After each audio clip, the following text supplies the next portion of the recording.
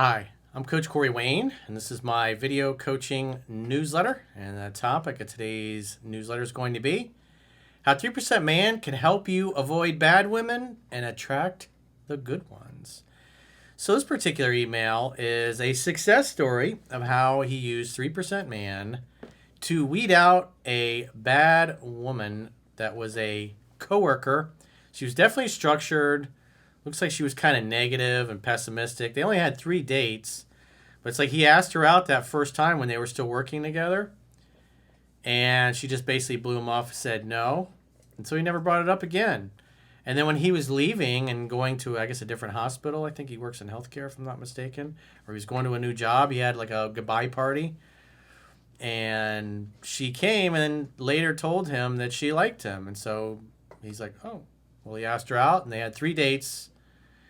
And you'll see that the book did a really good job of bringing out the worst in her right away. So what do I always say? Flexible, easygoing, easy to get along with, a giver. She's nice to you. She communicates like an adult. She's got a good attitude. She's positive, bubbly, happy, loves her father, admires her father, respects her father, comes from a good home. If you're looking for marriage or long-term relationship, ideally, you need a woman that came from a good home, that was raised right by her father. Because when dad's not around, there's just too much hoe-like behavior that happens. Because the woman basically gets raised by society, and that's not good. She gets raised by the collective, which tends to be Marxist in nature and not individualist, like the family unit is, where everyone is special. And the collective, you're a fucking disposable drone. Marxism, collectivism, socialism, you're a fucking drone. That's why the body count is over 150 million. Because people don't comply, they just get eliminated, or they get their organs harvested. But in individualism, the individual is supreme. I mean, it's the Constitution. It says in the second line of the Declaration of Independence, which is our founding document number 1 of our democratic constitutional republic. We're not a democracy, by the way. And when people scream, we're saving democracy, it's like, they're fucking communists. We're not a fucking democracy, never have been. And so the second line of the Declaration of Independence says, all men are endowed with certain unalienable rights, which mean they cannot be separated from you, by their creator. Life, liberty, and the pursuit of happiness. So, our founding document, right in line number 2, says there's a creator, and our creator gave us these rights. And therefore, the Constitution is written legal evidence of this. In other words, the Constitution protects the individual from the collectivist government. It protects from the hordes and is designed to protect the minority, which the collectivists really don't get, even though they claim that they're looking out for victims. In reality, everybody becomes a victim and everybody suffers equally. I mean, just look what happened in Venezuela. 1/3 of their fucking population fled Venezuela because of the communists. And we just took out Maduro. Everybody I know that served in the military, past and present, it's like they fucking love it. They're so proud of the whole mission and how well it came off. So when things are done right, they look great. I'm sure that'll upset some of the leftists that are following me, but I don't give a shit. Because leftism is a fucking mental disease. You want the government to be your mommy. You don't want responsibility for your own life. We're all about self-reliance here. So anyways, back to our success story here on how he decided to blow this girl off. And then, in the end, he's in a really good, healthy relationship. But it's another good email about vetting. So he says, hi, Corey. I'd like to share a success story about how I ultimately dodged a bullet by applying your work. In December 2023, I asked a 29-year-old surgeon colleague from work out on a date. She declined. I accepted the rejection, stayed professional, and did not pursue her further. At that time, I began reading the book. All right, you can take your deer antler over here. One of the puppies is chewing a deer antler. They really love those things, by the way. So, Around that time, I began reading the book. In June of 2024, as I was leaving the department, I invited colleagues to a farewell party. At the party, she approached me on her own, told me she liked me, gave me a small gift, and I kissed her. I invited her on a date, which she eagerly accepted. Isn't that unusual? Maybe her attitude is, I don't date coworkers. But now, since he's no longer going to be a coworker, she's like, oh, he liked you. At the end of the day, she was holding back. That's what structured women do. She wasn't acting natural. Or maybe her interest crept up on her over time. That's possible too. But unless you get an enthusiastic, hell yeah, I'd love to go out with you, then it's like, eh. The next day, she asked to stay friends and said that she was seeing another guy. I told her that I wouldn't be a friend or a backup option. I did not pursue her after that. Huh. Interesting. I'd like to just stay friends. Let's be friends first and then maybe a relationship later. It's like, no. Not doing that. And you shouldn't be kissing me when you have a fucking boyfriend. So right off the bat there, fun and fucking, not a relationship. In October 2024, so when did he leave? Did he say? June. So a few months later, we matched on Hinge. She said she had ended things with that guy, and I invited her on a date, which she accepted. We went on 3 dates. I arranged 1 date per week. I used the phone only for setting dates. No discussion of the future or the past. Full conversation in multiple venues. I invited her to my place by the end of the dates after making out, but she declined. Again, why? Because she's structured. You got to jump through your butt in all these hoops, and then maybe she'll let you plow her strawberry fields. On the dates, she talked approximately 80% of the time. I listened and asked questions, and she appeared tense and reserved at the beginning and relaxed only toward the end. So it took a while for her to open up and relax.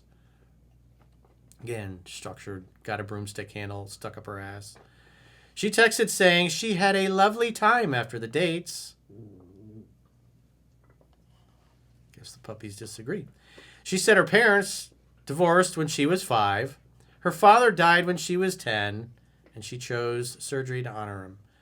She keeps a photo, his photo, as her phone background. So she obviously loved her dad, but he died, quite frankly, before she was old enough to be taught right from wrong. And so she basically became a man to survive. She said her brother is a difficult man. She described her life as boring. Oh, sign me up. Oh, I want to go out with a girl that thinks her life is boring. And her previous relationships is full of drama. Oh, another red flag. On the first date, she said, I hope you won't break my heart. Several days after the second date, I asked her out on a third date, and she left my message on read for 6 days. That's not a good sign. I never double texted, and eventually she reached back out to me, and I set up a third date. We went out, and she rejected me mid-date and listed the following reasons. So she goes out on a date just to go, up yours, motherfucker. I don't like that I don't know much about you. Well, if you wanted to know more, you could have asked. I don't like that you took me to many different places. Let's roll the tape back a little bit. What did she say? She had a lovely time after the dates. Remember, this chick just got pissed off. Remember, she's structured. He didn't match her unreasonable expectations that she clearly never informed him of. And so she goes out on a third date just to go, fuck you, and reject him on the date. And so she also said, you got me drunk. My best first date was when we sat and talked for 4 hours. Here's another deal breaker. She also slapped my arm in irritation. So she physically hit him when she got mad. She's cuckoo for Cocoa Puffs. Goodbye. You lose. Her body language was closed off. I ended the date immediately and left. That night, I sent one final polite message. I don't know why. I would have been like, well, it's been real. See you later. I would have never spoken to her again. You're too fucking nice, dude. That night, I sent one final polite message wishing her well due to our professional history. She never replied and never contacted her again and later blocked her. Good for you. Today, I'm in a stable, healthy relationship with a woman from a loving family who loved her dad. I still read your book every several months, 20 times overall. Thank you for what you do. Respectfully, Bob. Well, Bob, you definitely dodged a bullet because what a jackass. So after the second date, she clearly got pissed off, left you hanging for a whole week, agrees to a third date just so she could be a cunt to you in the middle of the date. What a fucking asshole. What an insufferable cunt. She can go on down the road. And congratulations on your new relationship. It's like night and day. You got a broken home girl, and you got a girl comes from a good family, loved her dad. And she's easygoing, easy to get along with, stable, healthy. It's just easy and effortless. No bullshit. If you take a step back, though, and you go to the very beginning, remember when he first asked her out? She's like, no. And then she hung out. Oh, I like you. He asked her out, and then she's like, oh, by the way, I'm seeing somebody. We can be friends, though. And he's like, so it's twice, 2 rejections. Third one's on Hinge. He sees her on Hinge, and she's like, oh, I'm not with that guy. We can go out on a date. She says she has a lovely time. And then on the third date, she goes psycho. Why? Because she's nuts. She's probably on some kind of psychotropic drugs, which, you know, I saw that it's like 1 out of every 3 women that is on the left has mental health issues. Isn't that interesting? It's like all the feminists, all the woke idiots, they all gravitate left. Because they didn't have daddy. The state's got to be daddy. Look at all the idiots that voted for Mendami in New York. And they closed down Times Square to pray in the street, and nothing but Muslim men. I didn't see any women in it, so we have to assume it's the Ikuwan version of Islam that they're preaching. And so he's one of those guys, just like in Iran. He's a Muslim and uses collectivism and socialism to pull gullible people from the West into his little umbrella.